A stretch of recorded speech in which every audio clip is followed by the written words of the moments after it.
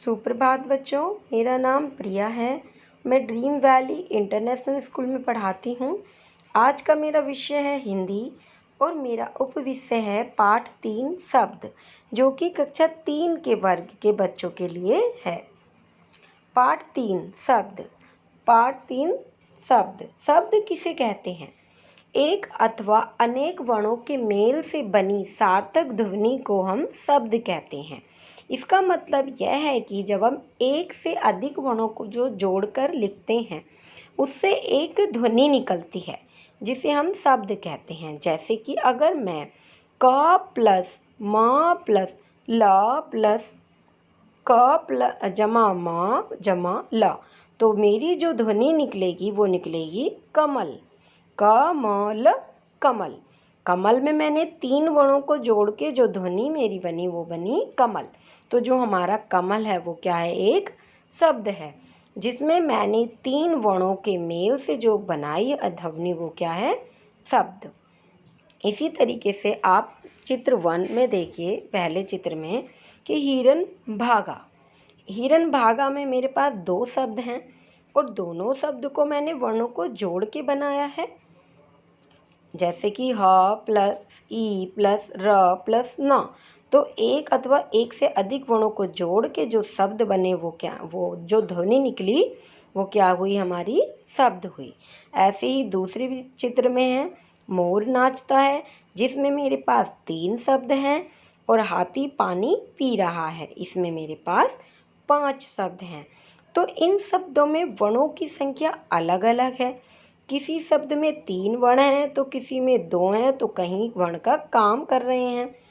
ठीक है, इसी तरह से स्पष्ट होता है कि एक या एक से अधिक वर्णों का जो समूह होता है उसे हम शब्द कहते हैं, और शब्दों से ही भाषा को बल मिलता है। अगर हमारे शब्द अशुद्ध होंगे तो हमारी भाषा में को भी बल नहीं मिलेगा।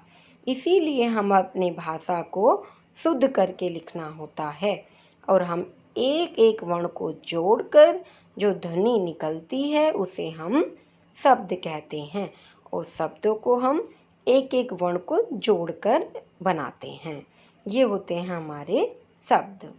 इसके बाद आते हैं शब्दों के भेद, कि शब्द कितने प्रकार के होते हैं। शब्द 2 प्रकार के होते हैं, सार्थक शब्द और निरर्थक शब्द। अब हमें ये पता करना है कि सार्थक शब्द किन्हें कहते हैं। जिन शब्दों का कुछ अर्थ निकलता है उन्हें सार्थक शब्द कहते हैं।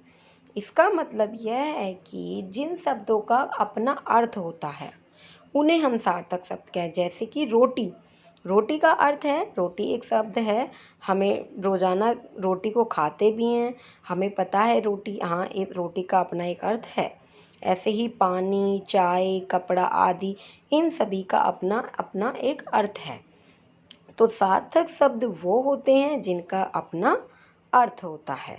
इसी के साथ है दूसरा हमारा निरर्थक शब्द। जिन शब्दों का कोई अर्थ नहीं होता उन्हें हम निरर्थक शब्द कहते हैं। जैसे कि रोटी, वानी, चाय, वपड़ा, इनका कोई अर्थ नहीं होता, इसीलिए ये निरर्थक शब्द कहलाते हैं। इसमें रोटी, वानी, वाय तथा वपड़ा शब्दों का कोई अर्थ नहीं है, इसलिए ये निरर्थक शब्द हैं। वास्तव में निरर्थक शब्द शब्दों की श्रेणी में नहीं आते हैं। ऐसा हमने इसीलिए कहा है क्योंकि हमारी हिंदी भाषा में हम निरर्थक शब्द का प्रयोग नहीं करते हैं, क्योंकि निरर्थक शब्द का कोई अर्थ नहीं होता है। हम हिंदी भाषा में सार्थक शब्दों का ही प्रयोग करते हैं, क्योंकि सार्थक शब्दों का अपना एक अर्थ होता है, और जिससे हमारी भाषा को बल मिलता है और हमारी भाषा शुद्ध होती है। ये अभी तक हमने क्या जाना? एक या एक से अधिक वर्णों का जो समूह होता है उसे हम शब्द कहते हैं। शब्द 2 प्रकार के होते हैं, सार्थक शब्द और निरर्थक शब्द। सार्थक शब्द का अपना अर्थ होता है और निरर्थक शब्द का अपना कोई अर्थ नहीं होता। आओ स्वयं अभ्यास करें, किसने कितना जाना, कितना सीखा। अब अपने आगे का अभ्यास करेंगे कि हमने अभी तक इस पाठ से क्या सीखा है। एक या एक से अधिक वर्णों के मेल से बनी सार्थक ध्वनि क्या कहलाती है? शब्द कहलाती है, वाक्य कहलाती है या दोनों? एक या एक से अधिक वर्णों के मेल से बनी ध्वनि शब्द कहलाती है।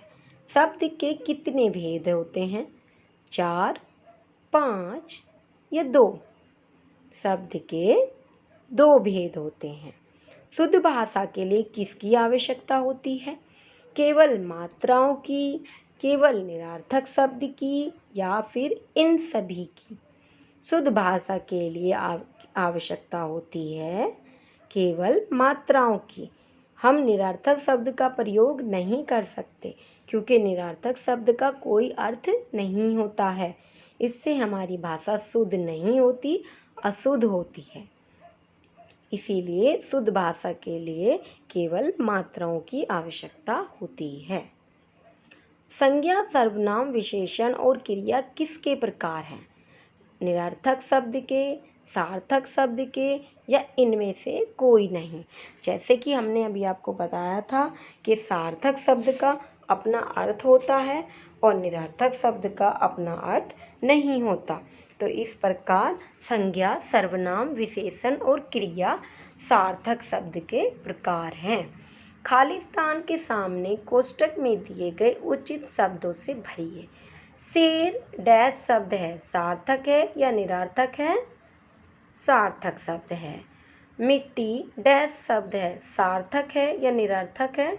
मिट्टी, इसका अपना एक अर्थ है, मिट्टी शब्द होता है, तो यह सार्थक है।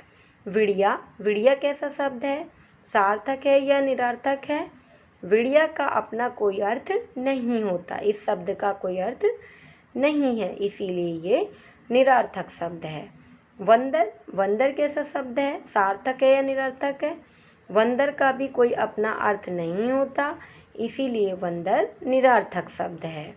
बिस्कुट, बिस्कुट कैसा शब्द है, सार्थक है या निरर्थक है?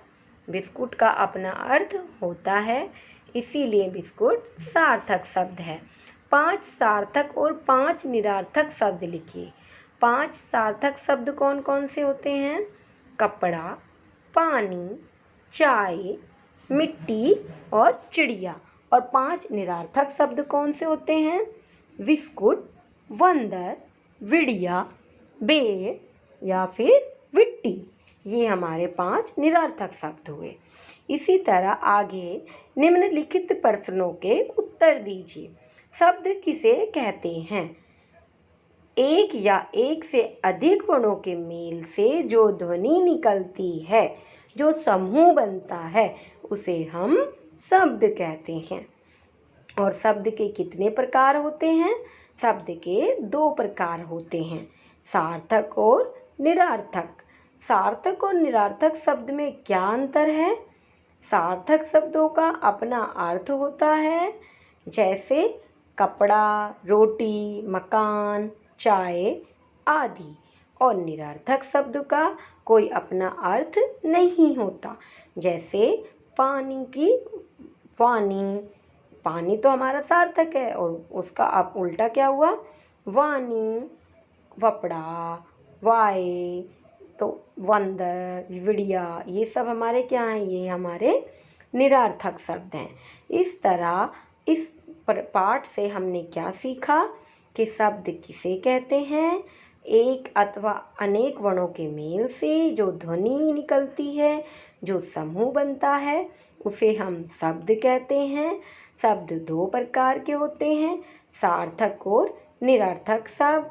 सार्थक शब्द का अपना अर्थ होता है और निरर्थक शब्द का अपना कोई अर्थ नहीं होता। इस तरह इस पाठ से कोई भी प्रकरण ऐसा है जो आपको समझ में नहीं आया है, तो हमारे कमेंट बॉक्स में अपना कमेंट ज़रूर लिखें, जिससे कि मैं अपनी अगली वीडियो में इस गलती को दोबारा ना दोहराऊं।